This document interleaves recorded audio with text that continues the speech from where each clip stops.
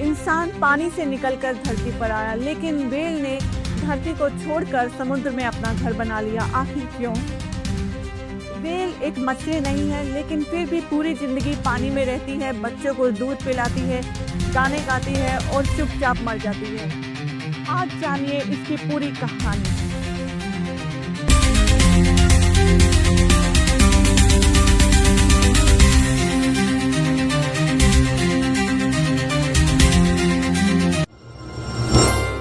नमस्कार दोस्तों, आज की कहानी है व्हेल के बारे में। अक्सर जब भी व्हेल का नाम सामने आता है तो लोग यही सोचते हैं कि व्हेल समुद्र में रहने वाली एक बहुत बड़ी मछली है, लेकिन सच्चाई इससे बिल्कुल अलग है। व्हेल एक मछली नहीं बल्कि एक स्तनधारी जीव यानी कि एक मैमल्स है, और वो इंसानों की तरह ही बच्चों को पैदा करती है, उन्हें दूध पिलाती है और हवा में सांस लेती है।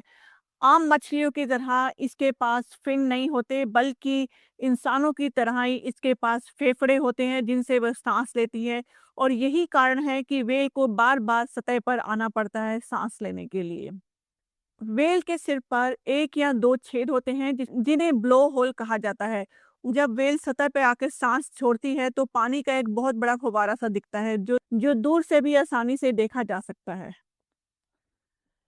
व्हेल का मैमल होना उसे बहुत खास बना देता है, क्योंकि वह अपने बच्चों का देखभाल बहुत प्यार से और समझदारी से करती है। व्हेल का बच्चा पैदा होते ही तैर सकता है, लेकिन फिर भी वह पूरी तरह से अपनी माँ पर डिपेंड रहता है, और उसकी माँ यानी कि व्हेल उसे सांस लेना, समुद्र में खतरों को पहचानना और खुद को कैसे सेव करना है, ये सब कुछ सिखाती है। व्हेल का दूध बहुत ज़्यादा फैटी होता है, ताकि उसका बच्चा बहुत जल्दी से बड़ा हो सके।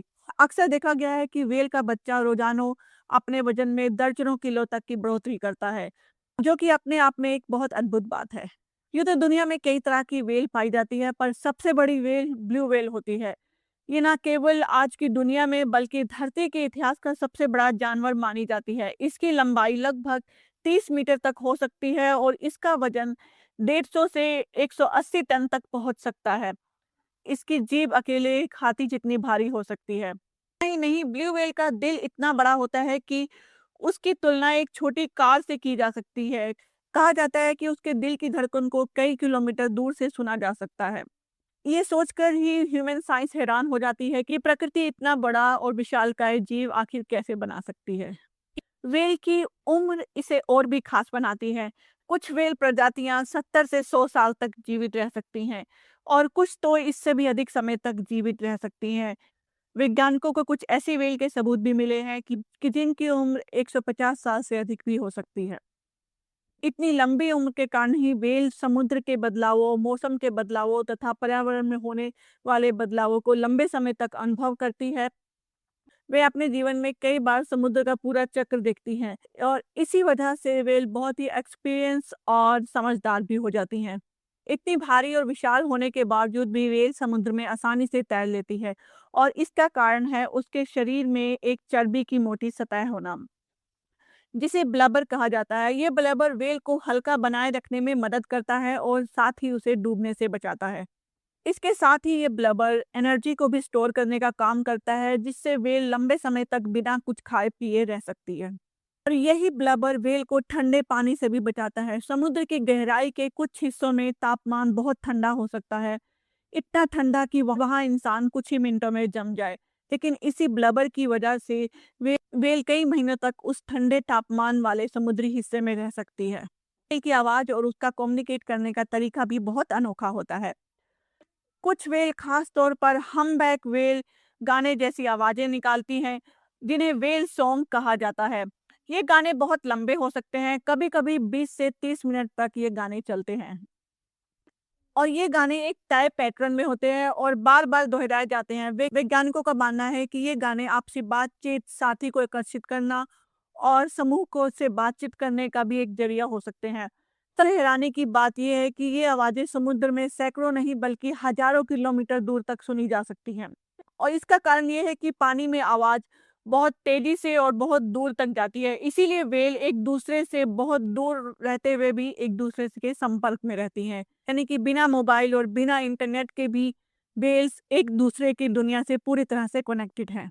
व्हेल को बहुत ही बुद्धिमान जीव माना जाता है, उसका दिमाग बहुत ही बड़ा और कॉम्प्लेक्स होता है और इसीलिए सभी व्हेल एक-दूसरे को पहचान सकती हैं और लंबे समय तक एक-दूसरे को याद रख सकती हैं, यहाँ तक कि वो इमोशंस को भी महसूस कर सकती हैं। कई बार ये देखा गया है कि वे घायल साथी की मदद करती हैं और अपने समूह के कमज़ोर सदस्यों की रक्षा करती हैं। कुछ घटनाओं ने व्हेल ने इंसानों की भी मदद की है। जो ये दिखाता है कि उनमें समझदारी और संवेदनशीलता दोनों ही मौजूद हैं। हालाँकि व्हेल की आँखें उसके शरीर के हिसाब से बहुत छोटी होती हैं, लेकिन उसके सुनने की कैपेसिटी बहुत तेज़ होती है। यही वजह है कि व्हेल की आँखें छोटी होने के बावजूद भी व्हेल की किसी तरह की गतिविधि पे कोई प्रभाव नहीं पड़ता, क्योंकि समुद्र की गहराइयों में रोशनी बहुत कम होती है, इसीलिए वहाँ देखने से ज़्यादा सुनना ज़रूरी होता है। व्हेल कम वाइब्रेशन वाली आवाज़ों को भी बहुत अच्छे से सुन सकती है, जिससे वे दूर से आने वाले खतरों और अपने साथियों की आवाज़ों को पहचान सकती है। बात करते हैं व्हेल के जीवन के बारे में, तो व्हेल का जीवन सिर्फ एक जगह पर लिमिट नहीं होता, वो अपने जीवन में कई हजारों किलोमीटर का सफ़र करती है, जिसे माइग्रेशन कहा जाता है। आमतौर पर व्हेल ठंडे पानी में भोजन करती है और प्रजनन के लिए गर्म पानी की ओर जाती है। ये कुछ व्हेल साल भर में 10,000 किलोमीटर से अधिक तक का सफ़र कर लेती हैं। सबसे हैरानी की बात ये है कि वो बिना किसी नक्शे के या नेविगेशन के और बिना किसी संकेत के हर साल सही जगह पर पहुंच जाती हैं। इतना विशाल होने के बावजूद भी व्हेल का खाना बहुत ही सिंपल होता है कि व्हेल ज़्यादातर छोटी मछलियाँ, झींगे और प्लैंकटन खाती है और ब्लू व्हेल तो मेनली सिर्फ प्लैंकटन और krill पर ही डिपेंड रहती है। और ये सबसे सरप्राइजिंग बात है कि दुनिया का सबसे बड़ा जानवर इतना छोटा जीव खाकर इतना विशाल बन जाता है। इसीलिए शायद ये प्रकृति की सबसे खूबसूरत और अनोखी व्यवस्थाओं में से एक कहा जाता है। अगर इसके खाने की क्वांटिटी की बात करें तो एक ब्लू व्हेल एक सामान्य दिन में 3 से 4 टन तक खाना खा सकती है। ये मात्रा जमीन पर रहने वाले किसी भी जानवर से कई गुना अधिक होती है। और कमाल की बात ये है कि इतना हाई एपेटाइट होने के बावजूद भी व्हेल बड़े जानवरों और इंसानों के लिए कोई खतरा नहीं होती, क्योंकि उसका भोजन बेहद साधारण और बेहद छोटी मछलियाँ होती हैं। ते हैं व्हेल्स की साँस लेने की क्षमता पर। व्हेल की साँस लेने की क्षमता भी बेहद अद्भुत होती है। जहाँ आम इंसान कुछ सेकंड तक ही अपनी साँस रोक सकता है, वही वही एक व्हेल 30 मिनट से लेकर 90 मिनट तक अपनी साँसों को रोक सकती है। और कुछ खास व्हेल तो इससे ज़्यादा लंबे समय तक अपनी सांसों को रोक सकती हैं, ताकि वो पानी के अंदर जीवित रह सके। जब वो गहरे समुद्र के अंदर गोता लगाती हैं तो उनका शरीर कुछ इस तरह से ढल जाता है कि वो कम ऑक्सीजन में भी जरूरी अंगों से सही तरीके से काम ले सके और यही कैपेसिटी उन्हें समुद्र की गहराइयों में भी पूरी तरह से सेफ और हेल्दी रखती है। यदि स्वभाव की बात करें तो व्हेल आमतौर पर बहुत शांत और सौम्य स्वभाव की रहती है। वे बिना वजह किसी पर हमला नहीं करती और ज्यादातर वो अपने झुंड के साथियों के साथ ही तैरती हैं और भोजन की तलाश करती हैं। इंसानों पर व्हेल के हमले बहुत ही रेयर हैं और कई बार तो ये देखा गया है कि व्हेल इंसानों को खतरे से बचाने की कोशिश भी करती हैं और इसी कारण से इस व्हेल को बहुत ही शांत और ह्यूमन फ्रेंडली जीव भी माना गया है। व्हेल का दिमाग और सोचने की क्षमता उसे बुद्धिमान जीवों में शामिल करती है। व्हेल का दिमाग बहुत बड़ा और बहुत ही कॉम्प्लेक्स होता है और कुछ प्रजातियों में तो ये इंसान के दिमाग के मुकाबले कहीं ज़्यादा भारी होता है, लेकिन यहाँ पे बात सिर्फ आकार की नहीं बल्कि उसके स्ट्रक्चर की होती है। व्हेल के दिमाग के वो हिस्से मेमोरी, लर्निंग और सोशल बिहेवियर से जुड़े होते हैं, वो बहुत ही विकसित होते हैं। इसी वजह से व्हेल एक दूसरे को पहचान सकती है और लंबे समय तक एक दूसरे को याद भी रख सकती है। व्हेल अपने समूह के साथियों के साथ मजबूत रिश्ते बनाती है, सुख-दुख जैसी भावनाएं साझी करती है और कई बार ये भी देखा गया है कि वो घायल साथी की मदद भी करती है और बच्चों को सामूहिक रूप से भी बचाती हैं। यदि व्हेल के सोशल बिहेवियर की बात करें तो व्हेल अकेले रहना पसंद नहीं करती और आमतौर पर ग्रुप में ही समुद्र के भीतर तैरती हैं। व्हेल समुद्र के इकोसिस्टम को भी बैलेंस रखने में बहुत बड़ा रोल प्ले करती है। उनके द्वारा खाया गया भोजन और उनके शरीर से निकलने वाले पोषक तत्व समुद्र में प्लैंकटन को बढ़ाने में मदद करते हैं और प्लैंकटन समुद्र की फूड चेन की नींव होती है। अगर व्हेल नहीं हुई तो पूरा इकोसिस्टम बिगड़ जाएगा, जिसका असर मछलियों से लेकर इंसानों तक पड़ेगा। बात करते हैं व्हेल की एवोल्यूशन के बारे में। व्हेल अक्सर ये कहा जाता है कि व्हेल डायनासोर से भी ज़्यादा पुरानी है, लेकिन ये बात एक हाफ ट्रूथ है। असली क्योंकि वैज्ञानिक रूप से सही बात तो ये है कि जो आज की व्हेल की प्रजाति है, वो डायनासोर के बाद विकसित हुई, लेकिन डायनासोर के समय पर भी व्हेल की कई प्रजातियां मौजूद थी, जो शायद आज की व्हेल के पूर्वज हो सकते हैं। इसीलिए कहा जाता है कि व्हेल डायनासोर से भी ज़्यादा पुरानी है।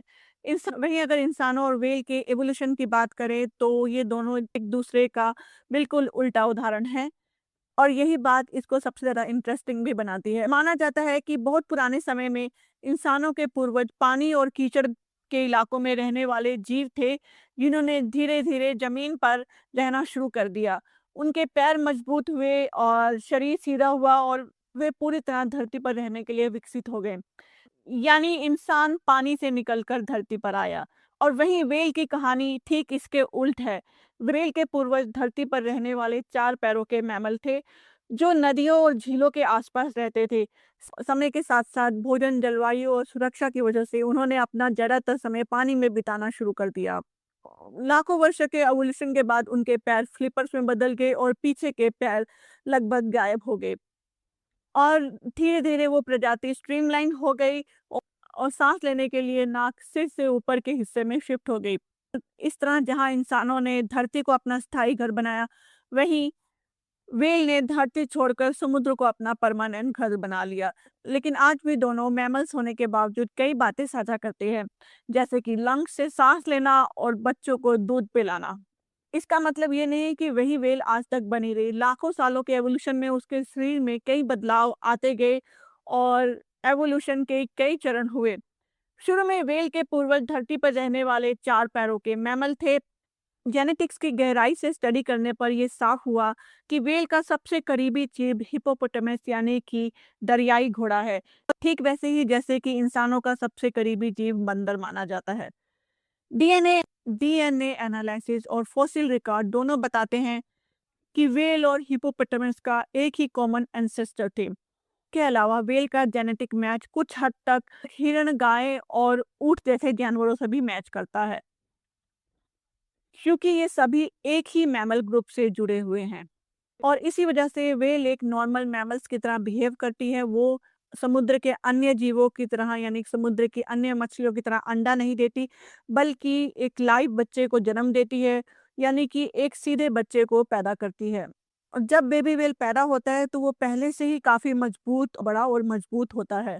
आमतौर पर एक बेबी व्हेल का वजन 1 से 3 टन के बीच हो सकता है और उसकी लंबाई 6 से 8 मीटर तक हो सकती है।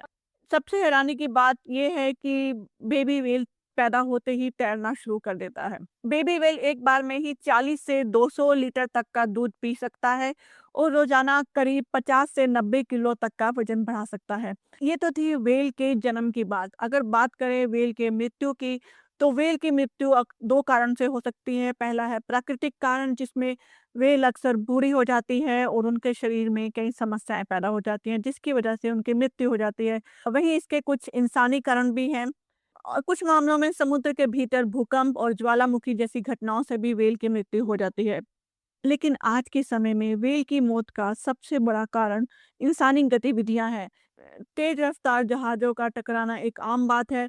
कई बार व्हेल तेज रफ्तार जहाज़ों से टकरा जाती है, जिसकी वजह से व्हेल को गंभीर चोटें लग जाती हैं और अंदरूनी चोटें लग जाती हैं। कई बार वह तुरंत मर जाती है और कई बार वो धीरे-धीरे इन अंदरूनी चोटों की वजह से समय के साथ मर जाती है। इसके अलावा मछली पकड़ने वाले जालों और रस्सियों में भी कई बार व्हेल फँस जाती है, जिसकी वजह से वो साँस नहीं ले पाती और घायल हो जाती है। स्तन कई दिन तड़पने के बाद व्हेल की मृत्यु हो जाती है। साथ ही साथ समुद्र में फैला प्लास्टिक का कचरा भी व्हेल की मृत्यु का एक बहुत बड़ा कारण बन रहा है, क्योंकि व्हेल कई बार प्लास्टिक को खाना समझकर निगल लेती है, जिसके कारण उसका पेट भर जाता है, लेकिन उसे पोषक तत्व नहीं मिलता और आखिर में भूख और इंटरनल इन्फेक्शन होने की वजह से उसकी मृत्यु हो जाती है।